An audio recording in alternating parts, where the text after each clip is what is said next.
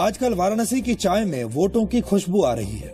खासतौर पर जब से नरेंद्र मोदी के वाराणसी से लोकसभा चुनाव लड़ने का ऐलान हुआ है, तब से वाराणसी की चाय में वोटों की ये नई खुशबू और भी बढ़ गई है। नरेंद्र मोदी के वाराणसी वाले मास्टर स्ट्रोक ने दूसरी पार्टियों के प्लान बदल दिए हैं, लेकिन वाराणसी राजनीति के बदले रंग में कितना बदला है, ये आज आपको दिखाते हैं। वाराणसी में वोटों वाली चाय का जायका आप तक पहुंचाने के लिए जी न्यूज भी वाराणसी पहुंच चुका है। चाय की चौपाल में बनारसिया रंग आपको बता रही हैं हमारी सहयोगी पूजा मक्कड़।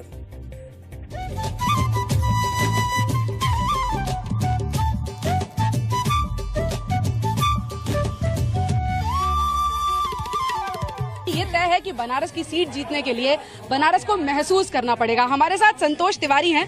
चाय पर चर्चा यहाँ जारी है। संतोष जी, क्या लगता है, मोदी बनारस के नहीं है तो कितना बनारस अपनाएगा मोदी को? ये जनता जो है लोकतंत्र है और इस देश में बनारस में पूरे विश्व के लोगों का सम्मान किया जाता है। जितने लोग लड़ रहे हैं बनारस से सब बाहरी हैं। बाहरी से कोई बाहरी नहीं, सब हिंदुस्तानी हैं। कोई कहीं से भी लड़े। सोनिया गांधी अमेठी रायबरेली छोड़ करके बेल्लारी से जाकर के चुनाव लड़के नहीं जीती? क्या बेल्लारी की जनता उनको सम्मान नहीं की? अतिथि देवो भव, ये हमारे के लिए सभी अतिथि हैं, तो कैसे यकीन से आप कह सकते हैं कि मोदी जी जीतने वाले हैं? जनता के मुंह से सुना जा रहा है और बाबा विश्वनाथ मोदी को जिताएंगे। बाबा विश्वनाथ खुद उनको आशीर्वाद दे चुके हैं। हर हर मोदी, घर घर मोदी, और घर घर मोदी जो है सबसे ज्यादा यही सुनाई दे रहा है। लेकिन ये बताइए कि सिर्फ मोदी ही नहीं है, और भी लोग लड़ाई में हैं, तो आपको क्या लगता है? तीसरा मोर्चा बनाएगी सरकार इस बार और मुलायम सिंह यादव प्रधानमंत्री बनेंगे। और मोदी अगर बनारस में आए तो यहाँ इनको तीनों लोग दिखाई दे जाएगा। थोड़ा सा बनारस का मिजाज, बनारस को महसूस करते हुए ही समझने की कोशिश करें। अंदर से बहुत सी आवाजें आ रही हैं, अंदर चलते हैं। आप लोग एक सुर में आवाज लगा रहे हैं सब, तो क्या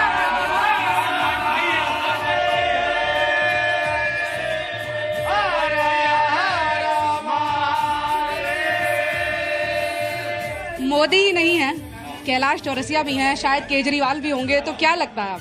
जी, बनारस में देखिए मोदी जी भी आए थे और राहुल गांधी जी भी आए थे। और बनारस में आके राहुल गांधी जी ने तो रुद्रा अवतार संकट मोचन जी का दर्शन नहीं किया, और मोदी जी ने सर्वप्रथम संकट मोचन का दर्शन किया और बाबा विश्वनाथ का। और बाबा विश्वनाथ ने आशीर्वाद दे दिया है मोदी जी को कि वो बनारस से विजयी होके जाएं और देश का नेतृत्व करें। 70-30 का रेशियो मैडम यहाँ है। 70% मोदी, 30% में सब, 30% में सब। और वाकई अगर क्वेश्चन पेपर इतना आसान हो तो शायद नरेंद्र मोदी को वडोदरा जाने की भी जरूरत नहीं पड़ेगी। बिल्कुल सीधा सवाल है और सीधा उत्तर है। हम इस बार एमपी नहीं चुन रहे हैं, प्रधानमंत्री चुनने जा रहे हैं, इसलिए सब उत्साहित हैं। उत्तर प्रदेश में समाजवादी पार्टी की सरकार है। उनकी सरकार के भीतर जो कुकर्म हो रहे हैं, उस कुकर्म का एंटी इनकम्बेंसी का लाभ किसको मिलेगा? क्या बसपा को मिलेगा? नहीं मिलेगा, क्योंकि उनका भी भोग चुके हैं। इसलिए भारतीय जनता पार्टी को राष्ट्रीय परिप्रेक्ष्य में बनारस चुनेगा, और बनारस हमेशा राष्ट्रीय परिप्रेक्ष्य में काम करता रहा है। क्षेत्रीय परिप्रेक्ष्य में लोकसभा के चुनाव में कम से कम काम नहीं करता। ये आवाज अगर गुजरात सुन रहा होगा तो शायद भूल जाएगा कि मोदी गुजरात के हैं। यहाँ बनारस मोदी का हुआ नजर आ रहा है। ये भविष्य की आवाज है, लेकिन इतिहास ऐसा नहीं कहता है। 2004 में 10 सीटें, 2009 में भी 10 सीटें, अभी 80 सीटों की दावेदारी है। कितनी आ पाएंगी? वक्त बदलता रहता है।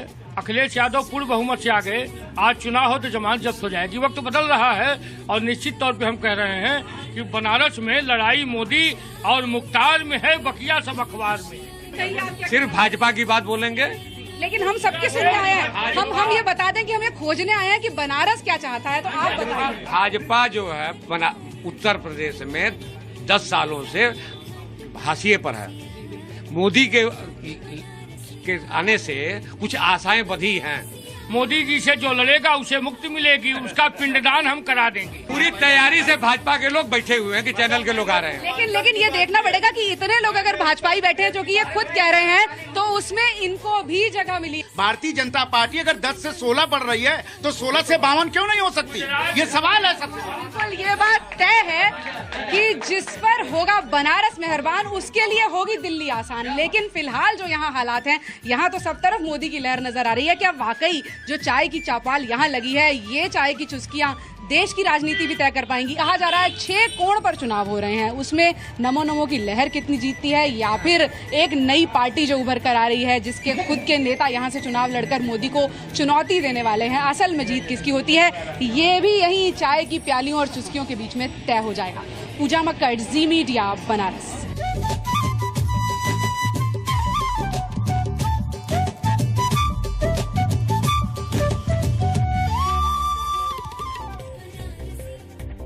तो ये वोटों वाली चाय बनारस से हम लगातार आपको पिलाते रहेंगे ताकि आपको पता चलता रहे कि बनारस में इस वक्त चल क्या रहा है।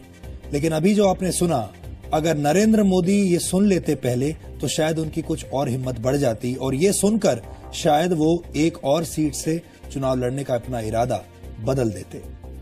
वाराणसी की चाय में वोटों की खुशबू आपने महसूस की। अब कुछ आंकड़ों पर भी नजर डालते हैं और ये आंकड़े शुद्ध देसी हैं और शुद्ध राजनीतिक है। वाराणसी लोकसभा सीट का चुनावी इतिहास अगर देखें तो 1991, 96, 98 और 1999 के लोकसभा चुनाव में बीजेपी यहां जीती थी। 2004 के लोकसभा चुनाव में वाराणसी सीट पर कांग्रेस के राजेश मिश्र जीते थे। 2009 के लोकसभा चुनाव में मुरली मनोहर जोशी यहां से जीते थे, लेकिन जीत का अंतर सिर्फ 17,000 वोट था। यानी 1991 से अब तक 6 लोकसभा चुनाव में 5 बार बीजेपी ने वाराणसी में जीत हासिल की है। वाराणसी में करीब 16 लाख वोटर हैं। इनमें ब्राह्मण करीब 12.5% हैं, वैश्य और व्यापारी वर्ग करीब 20%, मुस्लिम वोटर करीब 19%, कुर्मी 8% हैं, यादव 8% हैं, दलित करीब 6% और अन्य जातियां 27% हैं। तो ये है वोट गणित वाराणसी का। गुजरात से नरेंद्र मोदी उत्तर प्रदेश के वाराणसी पहुंचकर क्या दिखाना चाहते हैं? मोदी का मकसद क्या है और क्यों मोदी ने लोकसभा चुनाव लड़ने के लिए वाराणसी को ही चुना? ये बड़ा सवाल आप सबके दिमाग में अक्सर उठता होगा। हम आपको आज बताते हैं कि मोदी का वाराणसी प्लान क्या है। धार्मिक और सांस्कृतिक नजरिए से वाराणसी की जगह काफी अहम है। यहाँ आरएसएस की सक्रियता से बीजेपी का नेटवर्क भी काफी मजबूत है। अयोध्या के बाद वाराणसी को चुनना एक नर्म हिंदुत्व की रणनीति है। वाराणसी को उत्तर प्रदेश और बिहार की लाइन ऑफ कंट्रोल माना जाता है। यानी वाराणसी से मोदी के चुनाव लड़ने का मतलब है कि पूर्वांचल और उससे लगी बिहार की सीटों को प्रभावित करना।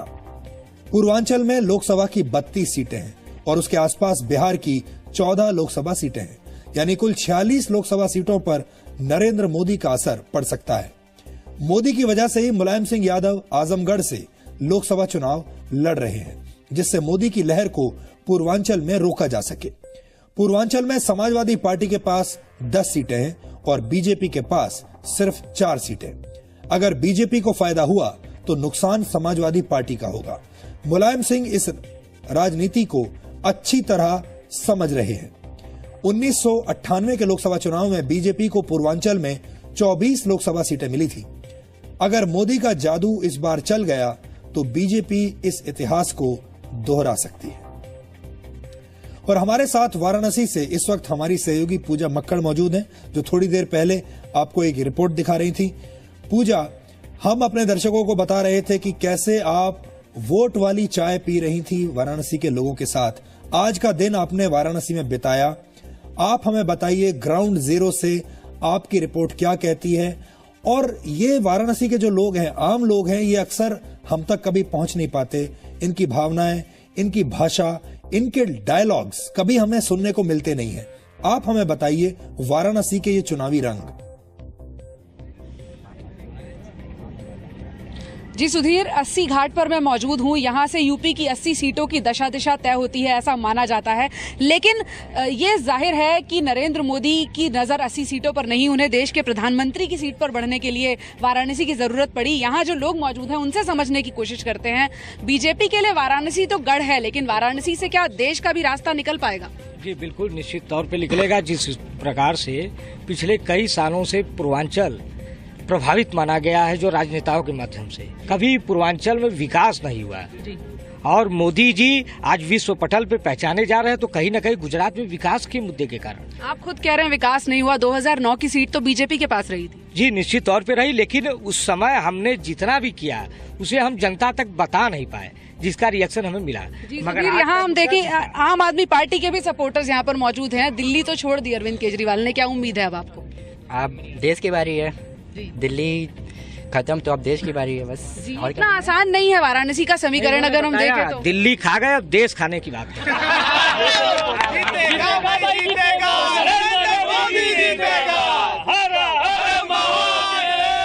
बनारस की लहर है सुधीर, लेकिन सवाल यही है कि ये लहर कहां तक जाएगी, इस पर नजर है फिलहाल बीजेपी की। जी पूजा, बहुत बहुत शुक्रिया ये रंग हमें दिखाने के लिए, और हम लगातार जी न्यूज पर अपने बाकी बुलेटिन्स में भी आपके पास आते रहेंगे, ताकि हमारे दर्शक देखते रहें कि वाराणसी में वोटों की चाय कैसे चल रही है। आपका शुक्रिया।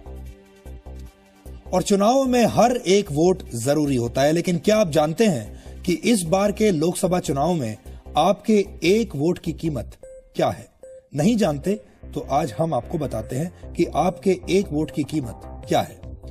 इस बार चुनाव में 30,000 करोड़ रुपए खर्च होने का अनुमान है, और देश में वोटर्स की कुल संख्या करीब 81 करोड़ 40 लाख है। इस तरह से एक वोट की कीमत हुई करीब 36 रुपए 85 पैसे। 2009 के लोकसभा चुनाव में करीब 846 करोड़ रुपए का खर्च आया था। तब वोटर्स की कुल संख्या 71 करोड़ 70 लाख थी, यानी एक वोट की कीमत थी करीब 12 रुपए। 2004 के लोकसभा चुनाव में 2009 के मुकाबले ज्यादा खर्च आया था। 2004 लोकसभा चुनाव में करीब 1100 करोड़ रुपए खर्च हुए, और तब एक वोट की कीमत थी 17 रुपए। और 1952 में जब देश के पहले लोकसभा चुनाव हुए थे, तो उन पर सिर्फ 10.5 करोड़ रुपए का खर्च आया था। जी हाँ, सिर्फ 10.5 करोड़ रुपए, और तब मतदाताओं की संख्या करीब 17.5 करोड़ थी, यानी तब एक वोट की कीमत महज 60 पैसे थी। हालांकि 2014 के लोकसभा चुनाव में बेतहाशा खर्च की वजह भी है। अब राजनीतिक दलों की संख्या भी बढ़ रही है, उम्मीदवारों की संख्या भी पहले के मुकाबले बहुत बढ़ गई है। नई नई तकनीकें इस्तेमाल हो रही हैं, जागरूकता अभियान भी चलाए जा रहे हैं, और इन सब के लिए बहुत सारे पैसे की जरूरत पड़ती है, और इसीलिए वोट महंगा होता जा रहा है। डीएनए में अब हम आपको वो 5 तस्वीरें दिखाने जा रहे हैं जो 2 हफ्ते से लापता मलेशियन एयरलाइंस के विमान MH370 की लोकेशन का पता लगाने में मददगार साबित हो सकती हैं। हैरानी की बात यह है कि जो तस्वीरें हम आपको दिखाने जा रहे हैं वो 26 देशों की सर्च टीम्स ने नहीं, बल्कि अलग अलग देशों के आम लोगों ने ढूंढी हैं। इनमें एक हिंदुस्तानी भी शामिल है।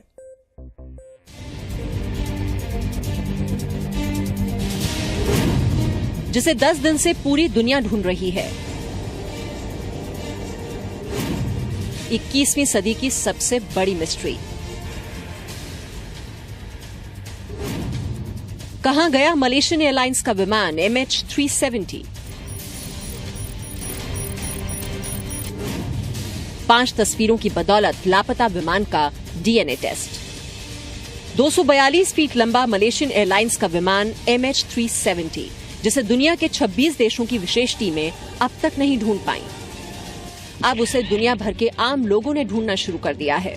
सोशल मीडिया के जरिए कई तस्वीरें सामने आ रही हैं, जो मलेशियन एयरलाइंस के विमान के रहस्य से पर्दा उठा सकती हैं और बता सकती हैं कि फ्लाइट में सवार 239 लोगों का क्या हुआ। सोशल नेटवर्किंग साइट पर अपलोड की गई इस तस्वीर को देखिए। तस्वीर में किसी प्लेन के मलबे को स्ट्रेट ऑफ मलाक की सतह पर तैरता हुआ दिखाया गया है। दावा किया गया है कि तस्वीर में प्लेन के पीछे मलेशियन एयरलाइंस का लोगो दिख रहा है। प्लेन के एक तरफ लाल और नीली लाइंस को भी दिखाया गया है। तस्वीर में 242 फीट के प्लेन का ओवरले भी देखा जा सकता है। ट्विटर पर अपलोड की गई इस सैटेलाइट इमेज में प्लेन को साउथ इंडियन ओशन में गिरे होने का दावा किया गया है। अमेरिकन सिंगर कर्टनी लव ने अपने फेसबुक पेज पर यह तस्वीर अपलोड की है। उनका दावा है कि पानी में प्लेन के क्रैश होने के बाद जो चीज समंदर की सतह पर दिख रही है वो तेल है। कर्टनी लव के मुताबिक प्लेन की लोकेशन आखिरी बार ट्रैक किए गए लोकेशन से चंद मील की दूरी पर है। डिजिटल ग्लोब की टॉमनॉट मैप साइट पर एक तस्वीर अपलोड की गई है, जिसमें एक पैसेंजर प्लेन को जंगल के ऊपर से गुजरता हुआ दिखाया गया है। दावा किया जा रहा है कि यह प्लेन गायब हुआ मलेशियन एयरलाइंस का विमान MH370 है। ये तस्वीर ताइवान के एक छात्र के जरिए सामने आई है। अब 5वीं तस्वीर देखिए। हैदराबाद के एक IT प्रोफेशनल ने अपने ऑफिस में काम करते हुए प्लेन की लोकेशन ट्रेस करने का दावा किया है। पेशे से IT एनालिस्ट अनूप माधव ने 8 मार्च को एक बड़े एयरक्राफ्ट की सैटेलाइट इमेज ढूंढ निकाली, जो अंडमान आइलैंड के पास काफी कम ऊंचाई पर उड़ रहा था। उनका मानना है कि मलेशियन एयरलाइंस का बोइंग 777 MH370 प्लेन हो सकता है। डूबते को तिनके का सहारा होता है। इन तस्वीरों में कितनी सच्चाई है, इसका अंदाजा लगाना मुश्किल है, लेकिन इन तस्वीरों को नजरअंदाज नहीं किया जा सकता। हो सकता है कि जिस प्लेन को 26 देश मिलकर पिछले 11 दिनों में नहीं ढूंढ पाए, वो इन तस्वीरों की मदद से मिल जाए। ब्यूरो रिपोर्ट, जी मीडिया। आपको ये जानकर हैरानी होगी कि अजीबोगरीब तरीके से गायब होने वाला मलेशियन एयरलाइंस का विमान दुनिया का 84वां ऐसा हवाई जहाज था जो अचानक इस तरह गायब हो गया। वर्ष 1948 से लेकर अब तक कुल 84 ऐसे मामले सामने आए हैं जिनमें देखते ही देखते विमान गायब हो गया और फिर उसके बाद न तो उसका कोई मलबा मिला और न ही विमान में सवार लोगों के शरीर मिले। अमेरिका के पास अटलांटिक महासागर में बर्मुडा ट्रायंगल भी ऐसे विमान हादसों के लिए बदनाम रहा है। इस इलाके में रहस्यमय तरीके से कम 10 बड़े हवाई जहाज गायब हो चुके हैं, जबकि गैर सरकारी आंकड़ों के मुताबिक 100 से ज्यादा विमान बर्मुडा ट्रायंगल में गायब हो चुके हैं। और अब आखिर में आज के इतिहास पर नजर डालते हैं। आज 1915 में पहली बार प्लूटो ग्रह की तस्वीर ली गई थी। हालांकि उस समय प्लूटो को एक ग्रह के रूप में साबित नहीं किया जा सका था। दूसरे विश्व युद्ध में हार का मुंह देख रहे जर्मन तानाशाह हिटलर ने आज 1945 में वो आदेश दिया था जिसे नीरो डिक्री कहा जाता है। हिटलर का आदेश था कि जर्मनी के उद्योग, सेना के हथियार, दुकानें, संचार सुविधाएं और ट्रांसपोर्ट सिस्टम्स को नष्ट कर दिया जाए ताकि जर्मनी के दुश्मन इसका फायदा न उठा सके। और आज ही के दिन 2003 में अमेरिका ने ऑपरेशन इराकी फ्रीडम लॉन्च किया था और इसके तहत बगदाद पर हवाई हमला किया गया था। डीएनए में आज इतना ही। अब आपसे हमारी अगली मुलाकात कल रात 9 बजे होगी। तब तक के लिए नमस्कार।